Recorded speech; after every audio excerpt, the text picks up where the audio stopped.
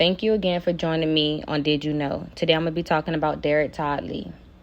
Derrick Todd Lee was born on November 5th, 1968, the second of four children in St. Francisville, Louisiana, to Samuel Ruth and Florence Lee. In 1988, Lee met and married Jacqueline Denise Sims. They had 3 children together. Still married, Lee had a longtime girlfriend named Cassandra Green, whom he sometimes lived with. On February 2000, Lee attacked Cassandra Green, and this led Green to seek help and get a protective order prohibiting Lee from getting near her. Lee was suspected of Connie Warner's murder. In 1992, Connie Warner went missing from her home in Zachary, Louisiana. Weeks later, Warner's badly decomposed body was found nude in a local draining ditch. Andrea Burgos, the former boyfriend of Warner's teenage daughter, reported seeing a man who looked like Lee watching the family house prior to Warner's death.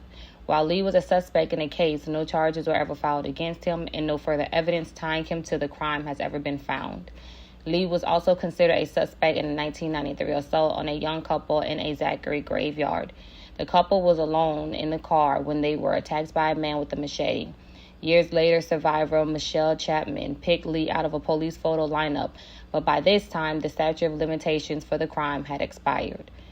Randy Mebrew, 28, lived in the same subdivision as Warner and was kidnapped in April 1998.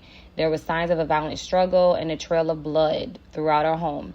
To this day, Mebrew's body has never been recovered. In September 2001, Gina Wilson Green, 40, was found raped and strangled to death in her home near Louisiana State University in Baton Rouge. Months later, in January 2002, Geraldine DeSoto, 21, was found stabbed to death in her home. Diana Alexander was at home alone in July 2002 when Lee knocked on her door and asked to use her phone. Lee, claiming he was lost, forced his way in and attempted to rape Alexander, beating her and choking her with a telephone cord. Lee fled the home when he heard a car pull up outside. Lee's bloody rampage continued at a steady pace throughout 2002, claiming the lives of 3 more women: Charlotte Pace, 22, Pam Kennemore, 44, and Trinisha Combs, 23. Lee murdered his final victim, Carrie Yoder, 26, in March 2003. DNA was being collected in parishes where unsolved murders of women had occurred. At the time, Lee was living in West Valencia Parish and was asked to give a swab for DNA testing. Lee's DNA match samples taken was a match from 5 victims. Lee and his family fled Louisiana the day that he provided DNA.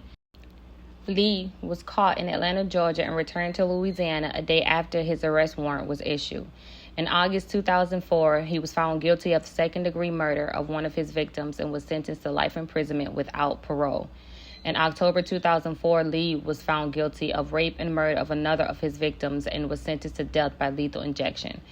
On January 21st, Lee died of heart disease. Thank you for watching, and please like and subscribe.